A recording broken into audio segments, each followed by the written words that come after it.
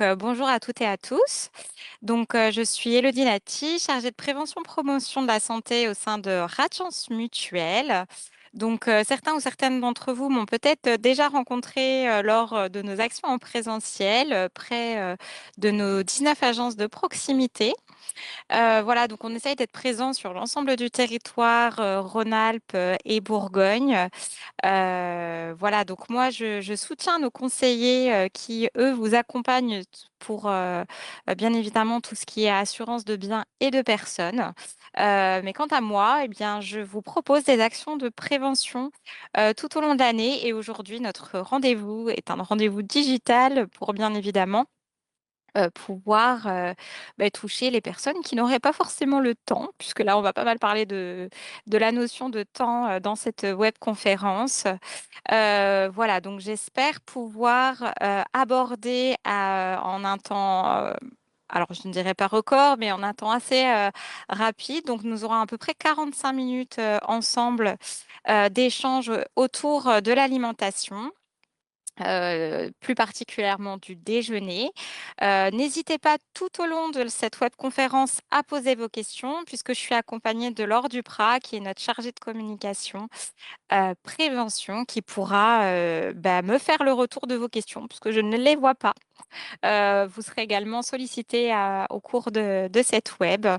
Mais en tout cas, l'idée, c'est que vous ne repartiez pas avec des questions, mais bel et bien avec des conseils. Voilà, écoutez, je vous propose de commencer ensemble cette webconférence. Donc, l'objectif, hein, ça va être de bien comprendre quels sont les enjeux de manger rapidement mais sainement. Je vous proposerai également quelques idées recettes. Alors, on n'est pas dans l'idée de transmettre un livre de recettes, mais plutôt des pistes de rééquilibrage et de choses simples que vous pouvez proposer dans votre alimentation quotidienne. Apprendre à faire des bons choix avec peu de temps. Et l'idée, c'est pas que vous changiez uniquement vos habitudes demain en allant au bureau ou en allant faire un pique-nique, mais que les habitudes, vous donner des astuces assez simples pour que ce soit durable. Voilà, tout d'abord, pourquoi est-ce qu'il est si important de manger sainement? Eh bien, je pense que je ne vais pas vous le cacher, il y a un contexte qui n'est pas très favorable quand on est actif. Tout d'abord, on a parfois un manque de temps. Qui dit manque de temps, dit un petit peu précipitation. Donc voilà, face à ce manque de temps, on fait parfois pas les bons choix. Évidemment, le stress, la fatigue n'aident pas, hein. Quand on est, stressé, ou fatigué, on a tendance à se tourner vers des aliments qui vont être, plutôt, réconfortants, comme, des aliments sucrés, des aliments salés, des aliments gras. Enfin, voilà, je pense que unanimement, on a peut-être moins envie de manger, hem, voilà, des aliments, colorés ou frais quand on se sent pas bien, mais plutôt, aller sur la tablette de chocolat. On est influencé également par notre environnement social, donc c'est-à-dire que si vous avez bien sûr des amis ou des collègues qui vous disent bah, allez viens, on va manger une pizza. Clairement, vous aurez envie d'aller suivre cet environnement social si vous n'avez rien de prévu ce jour-là. L'idée, c'est de pouvoir remettre dans ce contexte-là comment on peut manger sainement tout de même. Et puis des enjeux économiques, bien évidemment, puisque manger sain, on peut penser que ça peut vite être quelque chose de coûteux. Mais voilà, l'idée, c'est aussi que vous puissiez vous rapporter à des solutions moins coûteuses. C'est aussi des sujets qu'on abordera tout à l'heure. Donc voilà, par contre, l'objectif, bien sûr, d'avoir une alimentation équilibrée même en situation de rush, c'est d'avoir de l'énergie durable. Souvent quand, on se dit: «Beh, j'ai pas le temps, donc du coup, je vais sauter mon déjeuner» ou «Je vais manger, vraiment, une petite pomme sur le pouce, pour pouvoir, avoir quand même quelque chose au ventre», c'est pas forcément intéressant. L'idée, c'est vraiment de garder une glycémie stable tout au long de la journée pour pouvoir garder votre énergie. Donc le déjeuner a vraiment cet intérêt-là, c'est de pouvoir garder votre énergie tout au long de la journée. Faire une pause, hein. Il faut savoir que le code du travail ne nous impose pas une pause déjeuner pour rien. C'est vraiment important de pouvoir se ressourcer et le déjeuner en est un prétexte finalement. Voilà, généralement, vous avez les 45 minutes de pause obligatoire. Donc voilà, on a tendance à faire plutôt écourter cette pause parce que des courses à faire, des choses du quotidien, etc. Mais l'idée, c'est quand même vraiment de vous accorder une vraie pause. On verra tout à l'heure combien de temps s'accorder pour le repas. Et puis de contrôler son poids, sauter un repas et faire ce qu'on dit les régimes hypocaloriques, etc., ou de déficit calorique ont souvent un petit effet yo-yo. Donc non, l'idée c'est vraiment de ne pas sauter de repas et d'être vraiment dans un contrôle du poids, mais en mangeant finalement en apportant plus de bons nutriments sur le bien-être et le stress en général. Bien évidemment, apporter les nutriments essentiels à votre organisme, hein, puisque, encore une fois, si on saute des repas, ben, on a quand même moins d'occasion d'apporter toute la quantité de protéines ou d'autres choses dont notre corps a besoin. Donc, c'est important. Et je finirai sur une touche quand même assez plaisante, c'est que déjeuner, sauf si vous n'aimez pas vos amis ou vos collègues, c'est une autre histoire. Mais en tout cas, déjeuner ensemble, c'est plutôt l'occasion de partager un moment de convivialité. Voilà. Et puis, bah, pour bien repartir sur sa journée et garder la concentration, ça aura également tout son intérêt. Voilà. En fait, la glycémie va avoir un impact sur votre énergie et donc également sur votre concentration. Alors, là, je voulais simplement refaire un petit focus sur l'alimentation ultra transformée à laquelle on est facilement tenté de céder quand on a peu de temps en prenant son déjeuner. Donc, les aliments sont classés en quatre catégories, hein, de peu transformés à ultra transformés. L'idée, c'est bien sûr de consommer le plus d'aliments peu transformés dans votre quotidien et de garder ces aliments ultra transformés vraiment pour des occasions très, très, euh, enfin, peu fréquentes en tout cas, qui relèvent de l'exceptionnel, un pique-nique ou quelque chose comme ça. Donc voilà, après les aliments transformés tels que, bah, vous le voyez bien, la confiture, les cornichons, des choses comme ça où il y a un petit peu d'ajout. On peut bien évidemment les intégrer tout de même dans notre quotidien de manière un peu plus fréquente. Mais voilà, l'idée, c'est bien évidemment d'utiliser le plus d'aliments non transformés que vous allez retravailler derrière. Et ce pourquoi? Eh bien, c'est parce que bien évidemment, les aliments transformés vont avoir un impact sur votre santé. Donc là, je vais passer assez rapidement sur tous ces sujets, mais voilà, simplement vous remettre dans le contexte et de vous dire que chaque en fait aliment transformé contient des sucres qui vont plutôt avoir tendance à causer de l'obésité, trop de sel, hein, c'est assez connu, hein, qui va avoir tendance à provoquer des maladies cardiovasculaires. Quant aux graisses saturées, eh bien sûr, elles vont être bien plus présentes. Il faut manger gras, c'est indéniable, mais enfin, souvent les graisses qui sont dans des produits ultra transformés vont être des graisses saturées qui vont potentiellement causer le mauvais cholestérol. Voilà, alors que je vous conseillerais tout à l'heure certains produits gras qui, au contraire, vont, on va dire, relever le niveau.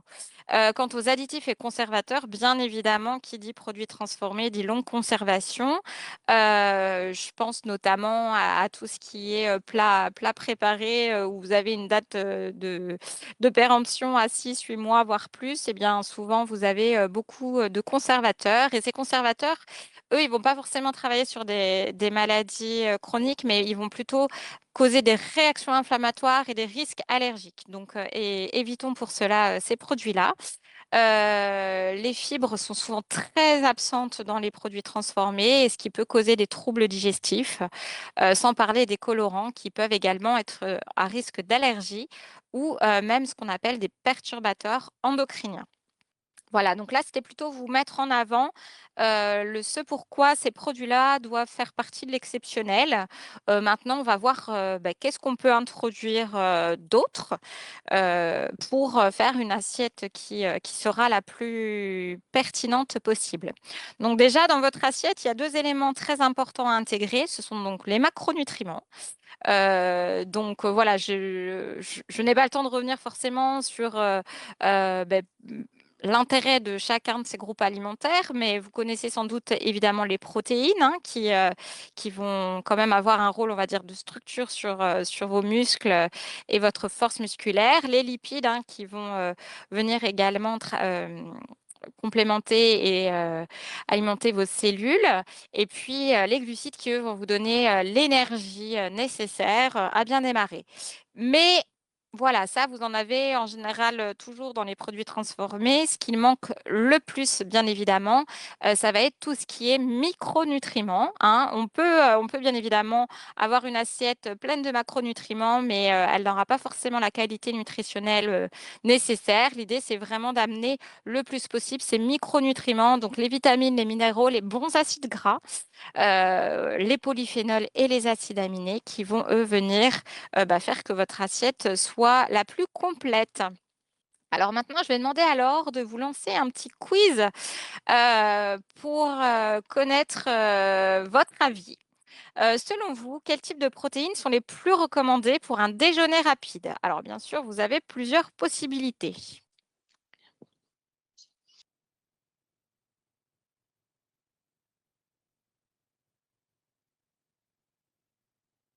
Voilà, alors quand on a quelques réponses, on attend un petit peu de temps.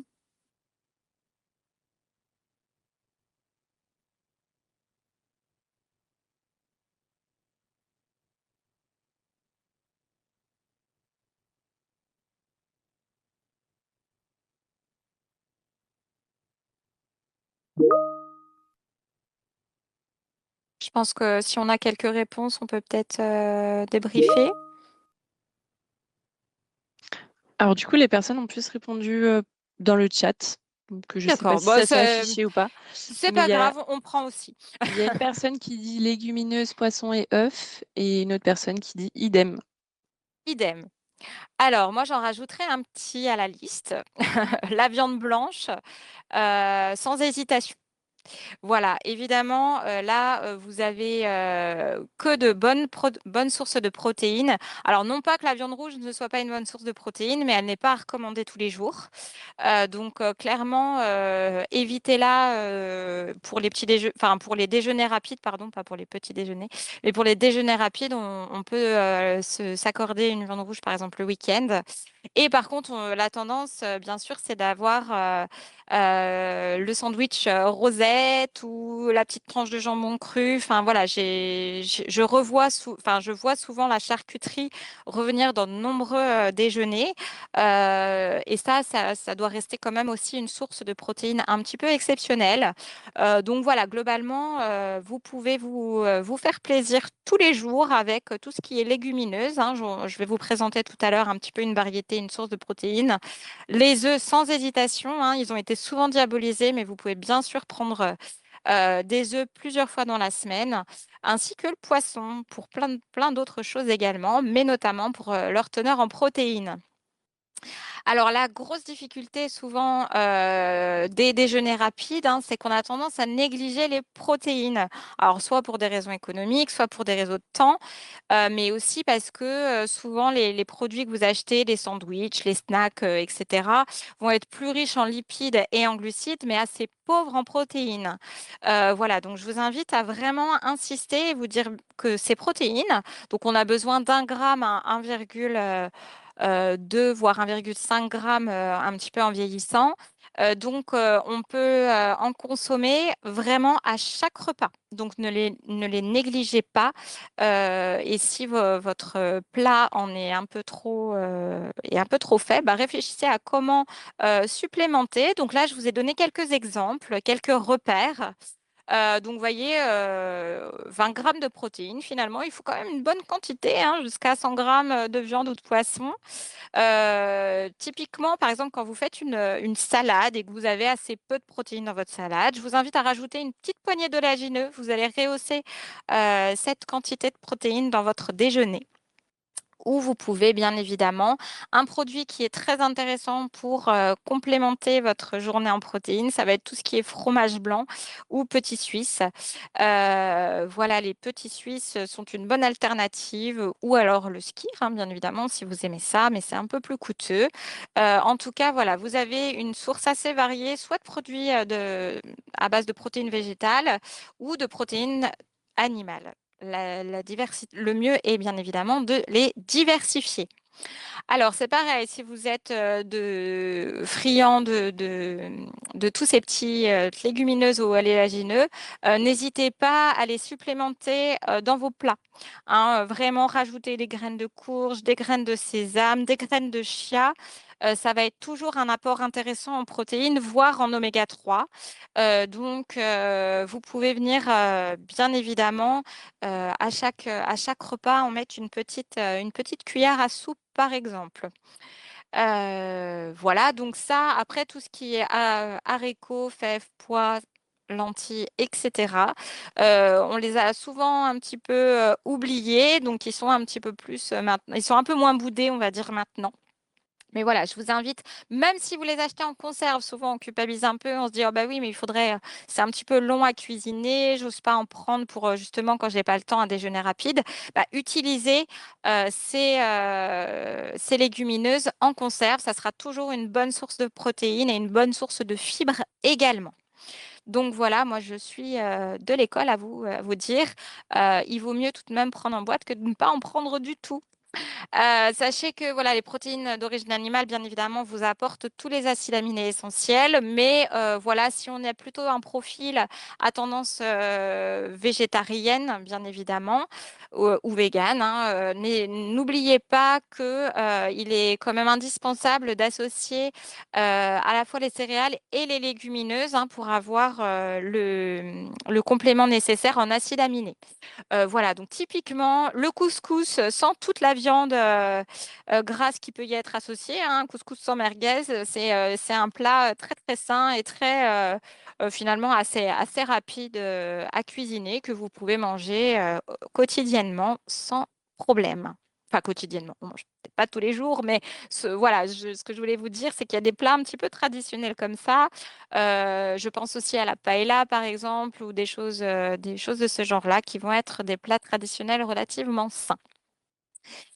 Alors, les bons gras, eh bien, voilà, ils sont indispensables pour l'absorption des vitamines. Comme je vous le disais tout à l'heure, j'ai un petit peu réduit, mais pour composer aussi, enfin, pour composer la membrane de vos cellules, réguler les phénomènes inflammatoires. Donc, les oméga 3, ils sont indispensables dans votre déjeuner. Ils sont très souvent aussi négligés. On se dit plutôt, bah voilà, faut que j'essaye de ne pas manger gras. Non, mais il faut manger mieux gras. Donc, ajoutez une source d'oméga 3. Vous pouvez, par exemple, dans votre salade, ajouter des huiles telles que l'huile de noix, de colza, de germe de blé, de cameline, etc. Typiquement, si vous avez une boîte de sardines, chez vous ou une boîte de maquereaux, bah, c'est pareil, c'est rapide à prendre. Vous pouvez faire un déjeuner comme ça en très peu de temps et venir alimenter d'autres ingrédients. Mais voilà. Alors là, je vous ai mis éviter le saumon et le thon. Alors, ça ne veut pas dire qu'il ne faut pas en manger. On peut en manger, bien évidemment. Mais ce sont bien évidemment des poissons plus chargés en métaux lourds. Donc, l'idée, c'est quand même de les varier et de les associer à des plus petits poissons tels que la sardine, par exemple. Vous en avez également dans les œufs. Alors attention, pas tous, hein, il faut avoir des œufs de bonne qualité, plutôt nourris à base de graines de lin, donc comme ceux de la filière bleu blanc cœur par exemple, ou encore le foie de morue. Mais bon, ça, voilà, je vous laisserai l'appréciation du goût. Voilà, donc comme je vous ai dit, les macronutriments, c'est une chose, mais il faut aussi associer aux micronutriments. Donc, vous voyez, là, c'est pareil, je n'ai pas le temps de tout vous détailler. Ces supports vous seront envoyés pour que vous puissiez un petit peu en tirer toutes les informations et tous les bienfaits. Mais l'idée, c'est vraiment de varier la couleur, si je devais résumer un petit peu tout ça, varier la couleur de votre alimentation, consommer une alimentation de saison, hein, puisque très souvent, les fruits et légumes poussant à la saison vous apportent, on va dire, les micronutriments essentiels.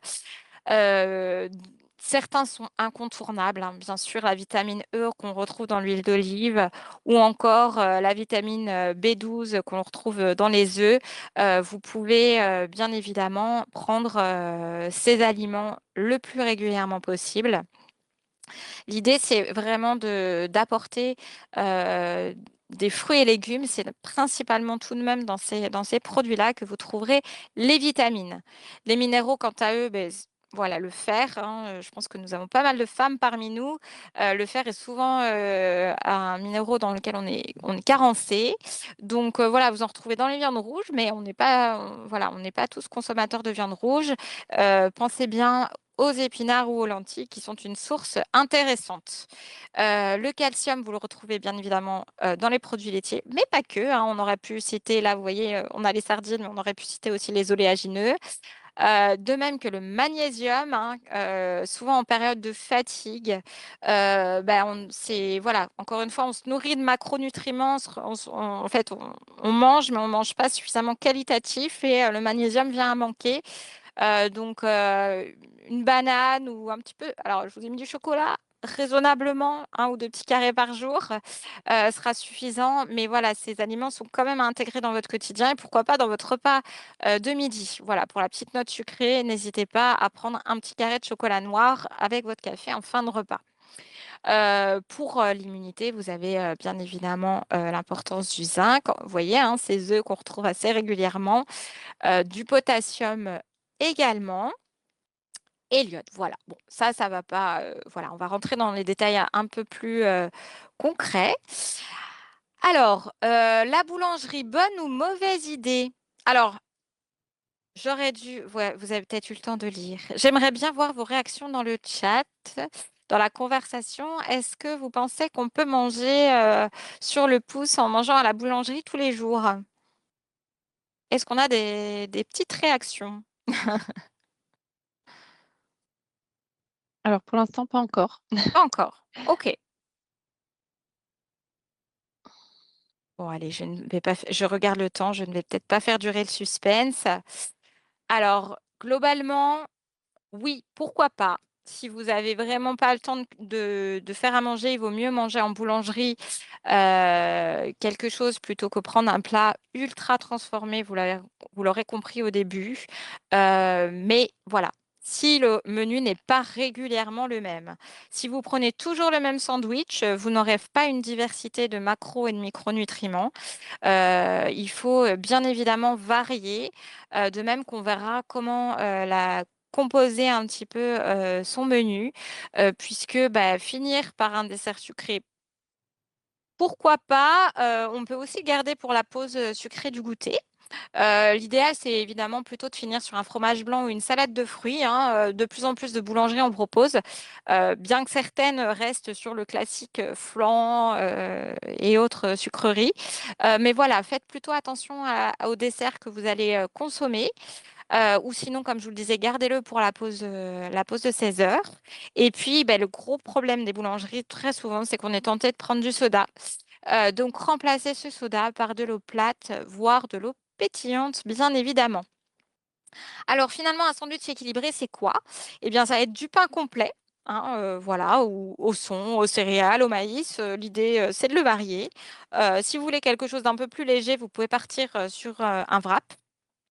Wrap complet, par exemple, c'est encore mieux. On peut ajouter des crudités de saison, hein, comme je le disais, l'importance de manger en lien avec la saisonnalité. Là, on a la chance d'avoir plein de bonnes tomates qui vont arriver, des concombres. Voilà, vous pouvez partir aussi en hiver, comme on est un petit peu moins riche sur des salades de choux, notamment. Des protéines de qualité, donc on a vu tout à l'heure, hein, tout à fait possible de mettre des œufs, du thon, du jambon ou du poulet. Et puis, sans négliger la matière grasse, vous pouvez bien évidemment intégrer de la matière grasse dans votre sandwich, idéalement plutôt sous forme d'avocat ou de fromage. Mais voilà, disons que la mayonnaise ou une très grosse quantité de beurre ne va pas être la meilleure source de matière grasse. Encore une fois, n'hésitez pas à aller varier. De manière générale, évitez tout de même tout ce qui est pain blanc. Voilà, si vraiment, vraiment, vous n'avez rien d'autre sous le coude, ben, pourquoi pas un pain de mie?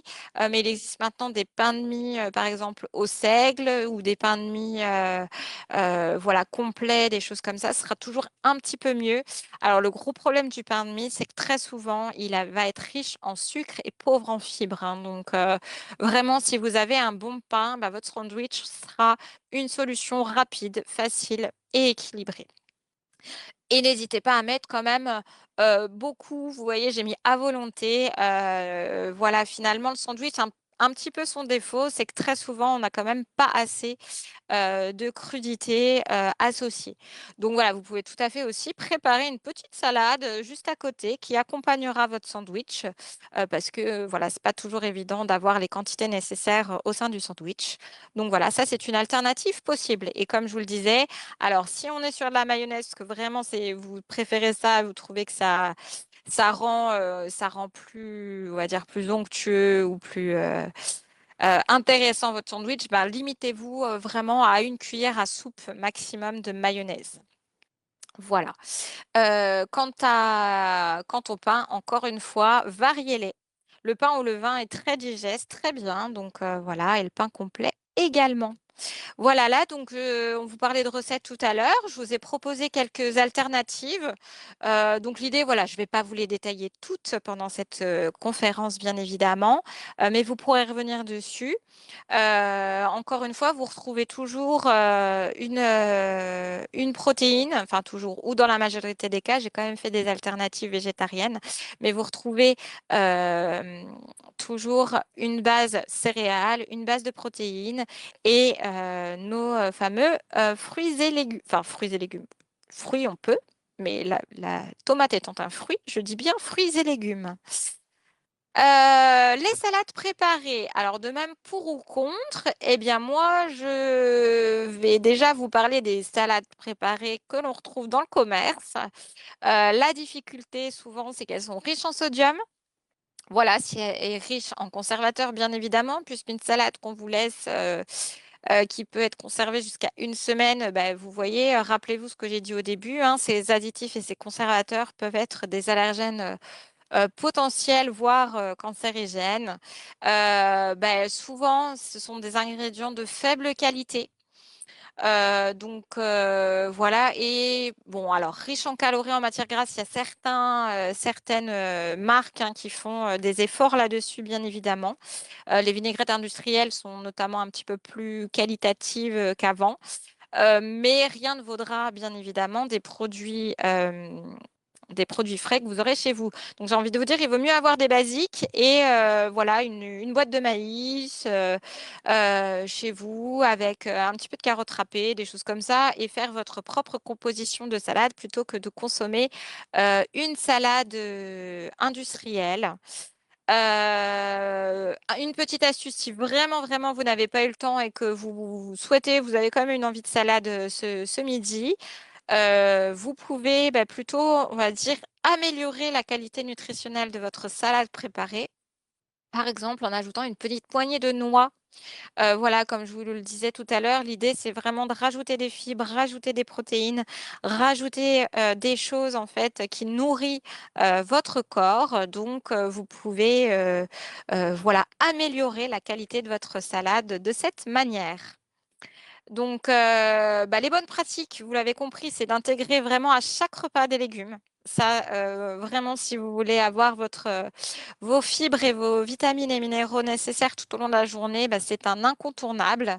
Des protéines maigres, hein, la charcuterie, comme on a dit, c'est bien, mais de temps en temps. Et des glucides complexes. Donc, partez plutôt sur des produits complets ou semi-complets dès que cela est possible. limiter les sucres. Voilà, le sucre, on peut, mais au goûter, quoi. Voilà, pas forcément à chaque repas. Je parlais tout à l'heure de durée. Alors, même quand on n'a pas le temps, l'idéal, c'est quand même au moins de prendre 20 minutes. 30 minutes, c'est très bien, mais on sait que tout le monde n'a pas le temps. Prenez au moins 20 minutes pour manger. Voilà, pour avoir une digestion optimale, une bonne mastication, c'est important pour bien, bien, bien digérer. Et puis surtout, bah, vous faire cette vraie pause, puisque c'est important aussi d'avoir une pause rassasiante. En fait, on se nourrit aussi de ce calme et de ce moment où on mange. On ne se nourrit pas uniquement de ce qu'on a dans l'assiette. Préparez vos repas à l'avance. Là, on va voir comment faire sa lunchbox parce que tout ce qui est préparé n'est pas fait en dernière minute et souvent, en dernière minute qu'on fait les moins bons choix. Donc, l'idée de planifier et d'organiser a quand même toute son importance. Et puis, idéalement, alors c'est peut-être pas ce que vous faites aujourd'hui à cause de moi, je ne sais pas, mais c'est de manger en pleine conscience. Donc, idéalement, pas devant son écran. Puisque bah, quand on mange devant son écran, souvent on a tendance à pas avoir conscience justement de ce qu'on mange et l'effet de satiété n'est pas toujours là, donc on mange plus qu'il ne faut et surtout bah, la mastication n'est pas forcément des plus intéressantes à ce moment-là, parce que souvent on est pris par autre chose. Alors, les grands avantages à préparer son repas, bah, c'est déjà de réduire les déchets, hein, puisque vous savez que si vous prenez des plats préparés, voilà, ça c'est un petit peu sans faire une minute écologie, mais ça a son importance tout de même. C'est que ça génère énormément voilà, d'emballage et donc de déchets. Donc voilà, si vous préparez votre lunchbox, ça aura son intérêt, un intérêt également économique, parce que bien souvent, bah, si vous regardez les ingrédients pris à côté, finalement, bah, on revient bien moins cher qu'un sandwich ou une salade industrielle. Mangez où vous le souhaitez, donc c'est-à-dire que vous pouvez sortir en plein air, manger entre collègues. Je dirais même gagner du temps, parce que souvent on pense gagner du temps en allant acheter à l'extérieur, mais quand vous avez la queue à la boulangerie, finalement, vous aurez perdu du temps. Si vous préparez chez vous, c'est parfois, en fait, quand on fait le ratio, bah, le temps, il est gagné. Et puis manger ce que vous aimez vraiment, hein. De faire des choix à l'avance, c'est vraiment se dire, je veux me nourrir comme je l'entends, comme j'en ai envie. Voilà. Alors, une pratique assez courante pour la plupart des actifs, c'est de manger des petits plats japonais. Alors, c'est très très bon, mais moi, je me questionne un petit peu. Qu'est-ce qui est recommandé pour équilibrer mon repas, à votre avis? Donc, Laure, je te laisse lancer le quiz et me donner les petits retours si tu en as. Oui, alors du coup, pour éviter le chat, après vous pouvez passer par le chat aussi. Normalement, il y a une fenêtre qui s'ouvre sur votre écran. Donc, moi, après, je pourrais afficher les résultats. Ouais, du coup, j'ai pas eu de réponse. Donc, je sais pas si ça s'affiche pour vous, mais D'accord, bon, bah, excusez-nous pour ce souci technique si c'est le cas. En tout cas, voilà, tout est recommandé, bien évidemment, sauf la consommation de sauce. En fait, voilà, si vous prenez des plats japonais, c'est relativement sain, il n'y a pas de souci, sauf que c'est quand même bien d'ajouter un fruit ou un légume à côté, hein, une petite salade, par exemple, de crudité, voire un fruit en fin de repas également, puisque, voilà, malgré tout, vous avez des poissons de qualité, du riz, enfin des choses relativement saines, mais il va manquer bien évidemment les sources de fruits et légumes. Consommer les sauces sucrées et salées, par contre, ça vraiment, c'est souvent consommé à l'excès et c'est ça qui va finalement faire baisser la qualité du repas. Ajouter des matières grasses, oui, on peut tout à fait ajouter pareil, un petit avocat, parce que c'est pas la quantité d'avocat qui va être présent dans vos maquis ou vos californiens qui vont être suffisants. Donc vous pouvez, et bien évidemment, l'hydratation, ne l'oublions pas, est toujours un indispensable. Donc là, bah, du coup, si le chat n'a pas fonctionné, enfin, si le quiz n'a pas fonctionné, je vais peut-être plutôt bah, répondre en direct à ce quiz. Donc, à la boulangerie, je vous ai mis plusieurs associations possibles. Donc la seule qui n'est pas intéressante, c'est votre sandwich. Si vous avez bien suivi tout à l'heure tous mes petits conseils, ça va être le sandwich poulet crudité avec le flan et le soda. Là, on explose un petit peu quand même le quota pas de sucre, on est bien trop haut. Voilà, on peut s'accorder, vous voyez, des petites douceurs. La citronnade, elle, va tout à fait autoriser dès lors que vous aurez une salade de fruits et une salade composée bien équilibrée. De même que là, on se fait plaisir avec un petit muffin au chocolat en fin de repas. Il n'y a pas de souci dès lors que votre plat a été suffisamment, je dirais, healthy avant. L'idée, c'est vraiment juste de ne pas cumuler les sources de sucre. Là, flan au chocolat, soda, on est un petit peu trop haut en équilibre alimentaire, enfin, et ça déséquilibre votre déjeuner. Pardon. Excusez-moi, la chaleur me fait rater mes mots. Là, ce sont des propositions d'idées recettes saines à emporter. Donc, bien sûr, ce sont plutôt des basiques que vous pouvez adapter selon la saison. Selon vos placards, parce que souvent, ben, il faut faire aussi, l'idée c'est de faire quand on a peu de temps. Donc typiquement, la quiche de reste, par exemple, c'est un idéal. S'il vous reste quelques légumes un petit peu pas beaux ou des petites choses comme ça, bah, n'hésitez pas à faire une quiche de reste. Pensez bien à toujours ajouter une protéine dans chacun de ces plats. De même que les muffins salés sont une alternative saine que vous pouvez cuisiner à l'avance, hein. Vous pouvez tout à fait faire des petits muffins, par exemple le week-end quand vous avez le temps, et les congeler. Ce sont des choses qui se décongèlent très facilement et que vous pouvez réutiliser. Quant aux salades composées, une petite astuce, hein, c'est de faire par exemple votre base de quinoa, de boulgour ou même de riz, hein, si vous n'aimez pas trop le quinoa ou le boulgour. Et ensuite, vous pouvez décliner à plusieurs moments de la semaine avec divers accompagnements, divers légumes ou protéines différentes. Voilà, l'idée pour ça, pour perdre moins de temps, c'est bien sûr de s'avancer sur des bases et d'ajouter ce qui vous convient en fonction du moment. La bento box, c'est globalement une box équilibrée où vous allez retrouver également bah, tout ce qui va faire que votre déjeuner soit équilibré. Donc la base céréales, la base de légumes et la base de protéines, encore une fois.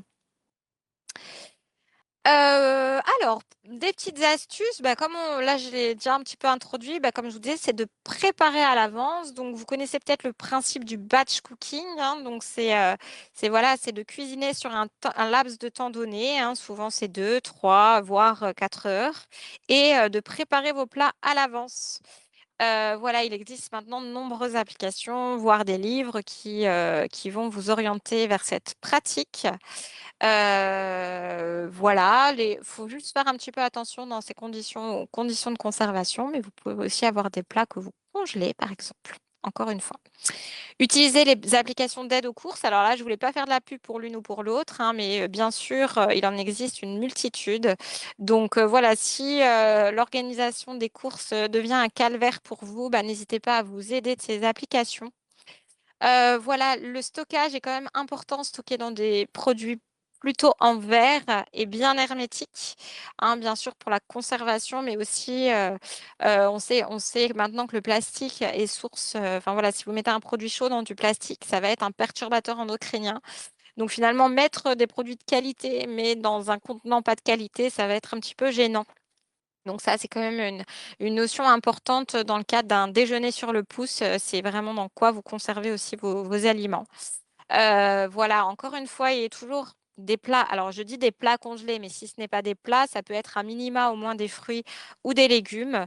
Par exemple, si le matin, vous vous rendez compte que vous n'avez pas le temps de prendre un fruit ou qu'il ne vous en reste plus dans le frigo, ben voilà, si vous avez quelques fruits rouges, par exemple, congelés dans votre congélateur, ben, vous pouvez en sortir, en ajouter dans votre fromage blanc.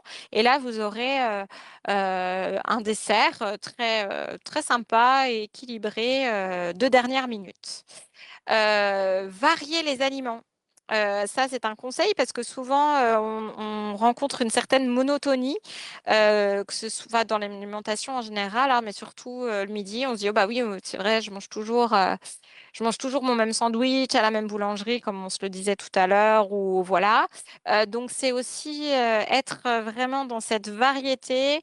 vous redonner des idées, des recettes pour pouvoir bah, vous donner envie de cuisiner et de manger plus sainement. Et puis, cela enfin, baisse la charge mentale. Si vous préparez à l'avance, ben, le matin, si vous êtes un petit peu trop pressé, mais en tout cas, ça permettra d'avoir déjà cette charge en moins. Par contre, si vous devez, par la force des choses, manger souvent au restaurant ou à l'extérieur, bah, essayez de prendre des options riches en légumes. Enfin voilà, éventuellement les frites, ça peut être bien une fois de temps en temps parce que vous avez envie de vous faire plaisir. Mais bien sûr, prenez des options où vous pouvez avoir une variété de légumes. Les fritures et les sauces lourdes, ben, voilà, encore une fois, on peut en consommer, mais à limiter plutôt 1 à 2 fois par mois. Prenez, si vous pouvez, une salade à base de protéines. J'insiste encore une fois sur nos fameuses protéines, mais toujours avoir en tête de les consommer lors de votre déjeuner. Et le petit apéro ou le soda est bien sûr superflu. Donc encore une fois, si vous pouvez l'éviter, ça sera une des astuces les plus simples pour améliorer la qualité de vos repas. Et enfin, vous pouvez compléter avec un encas. Donc là, on sort un petit peu du cadre du déjeuner, mais je voulais faire un petit focus quand même sur la journée. Je vous ai bien dit que l'idée, c'était de garder son énergie sur la journée, hein, pour garder sa concentration. Donc, on peut tout à fait avoir également dans son petit sac des noix, des graines, hein. Vous pouvez soit les intégrer au repas, soit les intégrer en encas. Voir des barres de céréales maison à base de flocons d'avoine. Voilà, voilà, j'ai des recettes que je fais tourner dans certains ateliers voilà, si je vous les enverrai également avec le replay si vous le souhaitez. Voir bien évidemment des fruits et légumes frais. Voilà, si vous en avez. Et puis, bien évidemment, un incontournable, ça va être l'eau. L'eau, hein. Pourquoi je dis bien l'eau et j'insiste pas sur le reste? Parce que vous avez énormément de tentations, bien évidemment, autour du café ou des boissons sucrées. Alors, le café, on se limite à 3 tasses par jour, hein, si possible, de même que le thé, bien évidemment. Quant aux sodas, boissons sucrées, elles doivent rester de l'ordre de l'exceptionnel. Donc, voilà, moi, je vous invite à, bien évidemment, remplir votre gourde le matin. Et puis, bah, vous dire, enfin, selon la contenance de votre gourde, bien évidemment, elle doit être remplie plus ou moins, mais à bien consommer vos 1,5 litre à 2 litres d'eau par jour. Voilà, donc déjà, voilà, en effet, au réveil, hein, ça va régénérer et purifier votre corps. Donc déjà, le premier réflexe, c'est en vous levant de boire un verre d'eau à température ambiante. Idéalement, plutôt de boire avant le repas plutôt que pendant le repas, hein, ça va être plus pertinent en termes de digestion. Vous pouvez, pourquoi pas avant la douche, enfin, bon, il y a plein d'autres moments de la journée, bien sûr, hein, on peut boire, mais voilà, ça peut être intéressant pour réguler la pression sanguine. Et avant de dormir, bon, pas trop, bien évidemment, pour pas impacter votre sommeil, mais ça va aussi aider à éliminer les toxines, hein. Donc voilà, d'où l'importance de s'hydrater tout au long de la journée. Donc voilà, un petit résumé. Votre déjeuner, c'est vraiment Heu, insister sur les protéines, les légumes, essayer de consommer des produits à IG bas, donc un index glycémique bas, donc plutôt des produits, à base de fibres, encore une fois, complets, semi-complets et de les varier. Des acides gras oméga 3 à ne pas négliger et de l'eau. Voilà, donc c'est possible, même si on a peu de temps, en s'organisant, en mangeant des produits très simples ou encore une fois en se faisant même un sandwich. Il y a pas de souci, c'est OK, sur le principe, mais en utilisant, des choix raisonnés.